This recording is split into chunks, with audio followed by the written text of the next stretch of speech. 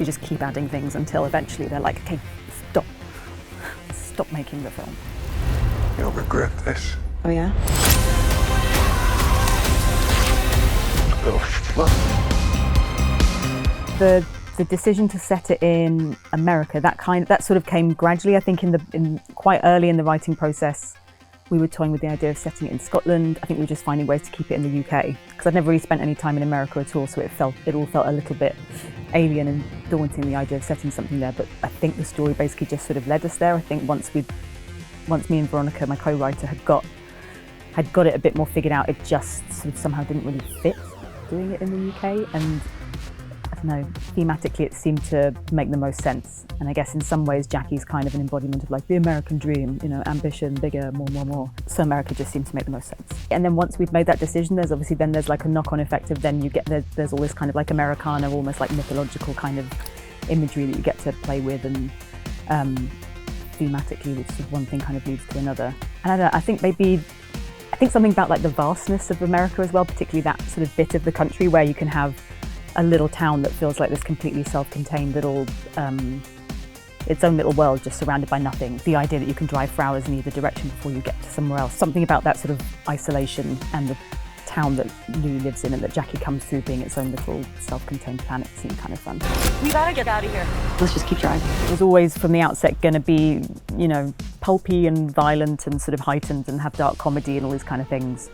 And there were surreal elements to it. But then, you know, during post, you just constantly find different little ways of kind of adding stuff in. So like, you know, once we had that particular Shiho Ibuki track in, that sort of shot of Lou walking out of the gym, because that does sound a bit sci-fi, I think then that led to the idea of putting all of these stars everywhere. So anytime there was a black sky, we were kind of like, put digital stars in there.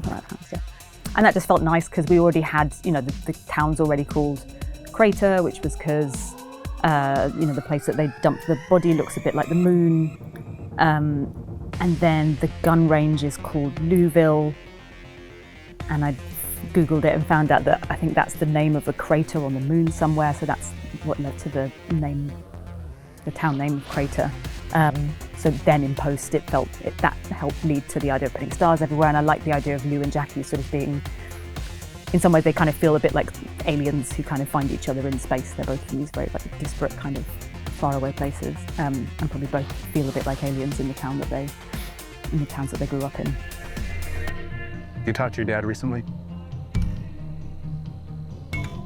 Why? The red stuff we actually shot, because we went back and did like 5 days extra shooting like halfway through the edit.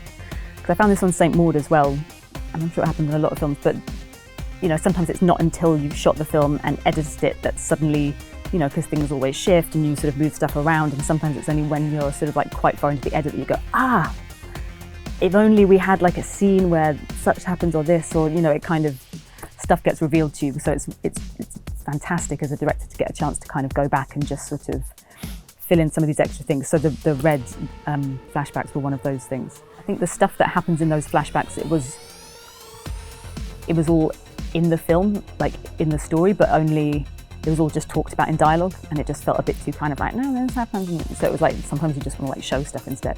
So we went back and had a fun day in a studio. You know, a lot of the extra stuff that we shot when we went back for those extra days was just like finding more big heightened like close-ups of stuff, because like we had all these montages in the film, but they're such a killer for the schedule. They just weren't, you know, there were just elements which we didn't have time to do in the main shoot. But once you've edited it all up together, it's like, wouldn't it be perfect if we could have like big close-ups of the egg yolks, and then she kind of does this, and those were kind of things we added in a bit later. It's my hands doing the eggs.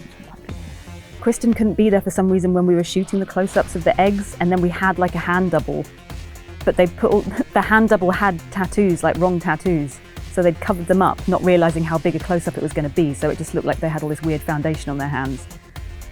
So then they were out, and then our first AD tried to stand in with her hands, but then for some reason she couldn't separate the egg yolks, so then it ended up being my hands. And I've got tattoos as well, which are also wrong, but no one notices, so it's fine. I didn't notice. Right, well, exactly. People are looking at the wrong thing if they notice the tattoos on the hand. And some of the close-ups of the muscles were kind of done a bit later. Like we had a certain amount of shots where you see Jackie's muscles kind of transforming a bit, but as the edit progressed, it was like, we need more of them. So that was mostly our VFX company time-based arts. were just amazing and did so much more than we were initially asking them for. Kept being like, oh, can we add in this? Can we have this shot? You know, there's elements of the film which is like it's very sweaty, and there's like some stuff which is sort of playing with things that are kind of like violent or grotesque, and the thing was always wanting to try and like find the beauty in those things, I guess. There's kind of like a sort of visceral harshness to some of the stuff that happens in the film, but I think particularly the way Ben lights things and sort of his sense of kind of camera movement and stuff, it just kind of, that was a really important part in the film's creating the sort of like sensuality of the film as well. You'll never fall in love, okay?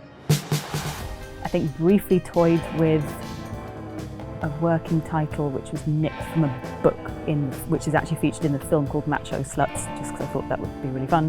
But then we quite quickly abandoned that. I found out about this plant that has this name, which just sounded appropriately sort of melodramatic, and I knew the title needed to be something a bit kind of like melodramatic, that I sort of thought it could be something that you can imagine seeing on a kind of pulpy paperback kind of novel. And then the flowers themselves, they have these kind of weirdly kind of beautiful but sort of ugly big red seed head things, and something about the sort of theatricality of that seemed to fit the film. And then apparently it's also like, I think that name I think originated from like Victorian times, and it was sort of, I think those plants were meant to sort of symbolise like tragic love or hopeless love or kind of doomed love, so that's just very fitting. And then I realised there's an Elton John song and another film and a TV series, I think, and I was like, wow. But we'll go with it anyway, it's fine. When we were writing it, I think me and Vera were like, oh, surely we need to find a way to, I don't know, maybe like see if we can use the Elton John song for the end credits or something. It's a great song, but I think the tone wasn't quite right. What is this place? Huh? You don't understand.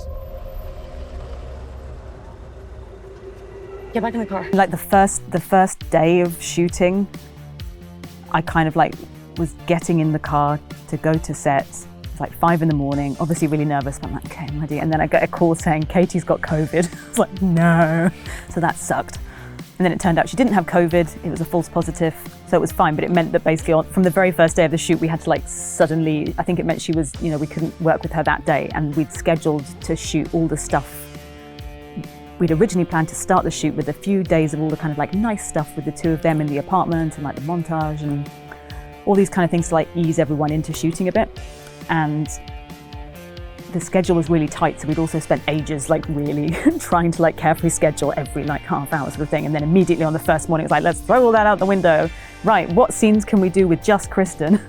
Okay, it's just the scenes where she's on the phone with her dad later in the film hiding bodies, the FBI come in.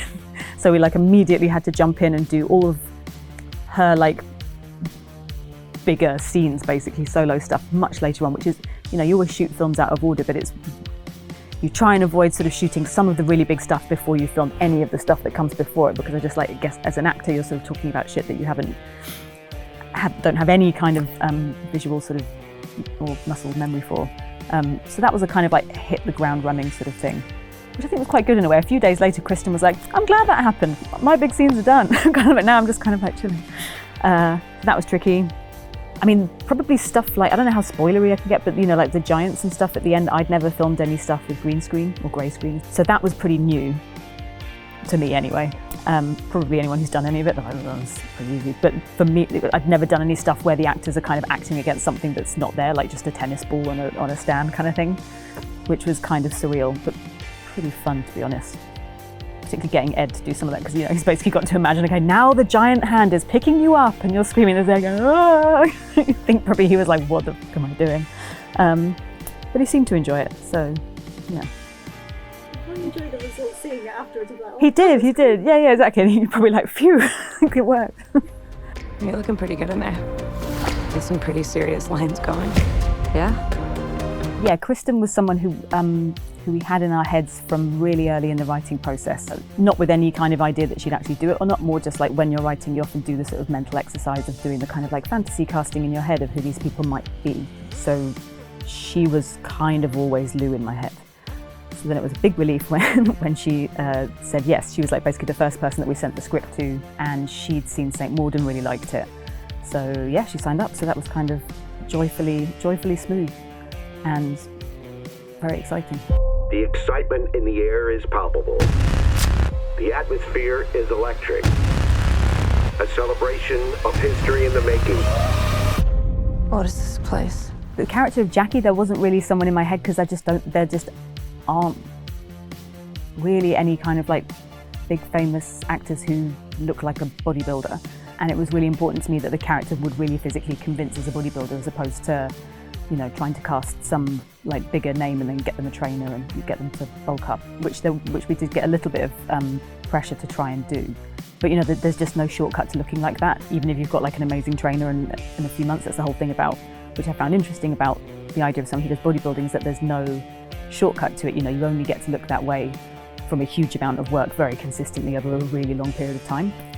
We kind of, like our casting directors basically sort of put the net out really wide and got loads of people to take. We saw quite a few actors, but none of them really sort of physically convinced as a bodybuilder. And then we saw loads of women who were either like weightlifters or wrestlers or boxers and, you know, had all these kind of sporting backgrounds and maybe had the physicality, but it was just really hard to find someone who had both that physicality and was also a really good actor. We didn't cast Katy until really late in the day. Like in hindsight, I kind of find it extraordinary we didn't sort of like find each other sooner because she's so perfect for it, and she is an actor. She saw like a tweet that our casting directors put out and responded to that, and we all breathed a massive sigh of relief. But yeah, I think and then we got her to come and meet with Kristen and all this sort of stuff, but basically from the point where we actually confirmed her to when she was on set, apparently it was just like 2 or 3 weeks or something like that. So that was pretty close to the wire and quite nerve-wracking, but yeah, thank God.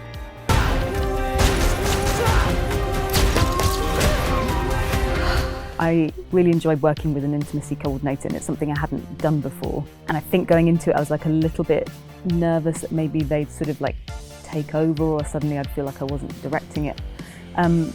But it wasn't like that at all. I don't know, once you've done it, it's kind of like, this makes complete sense. Like, this is obvious that you should have somebody in this role, just as you'd have a stunt coordinator, and you wouldn't just kind of like bumble your way into stunts being like, I don't know, I guess you kind of like smash the head and this and that. As an actor, probably the worst thing that can happen shooting a sex scene is having some like awkward director who's just, you know, it's just them kind of going, oh, I don't know, just feel it out, or that kind of thing. So you just choreograph it really specifically. And I think by having the intimacy coordinator as a kind of mediator in a way, it means that like well before the time where you're actually there on set shooting it, you've all had a lot of separate conversations. She'll have talked to both the actors and me separately about how we're planning to shoot it, exactly what's going to be shown, all this kind of stuff. And everybody has an opportunity well before the shoot to say if there's anything they're not comfortable with, and then that's relayed to me, so we've got time to kind of like adjust and all this sorts of stuff, so that basically by the time you get on set, everyone knows like exactly how we're going to shoot it, exactly what's going to happen,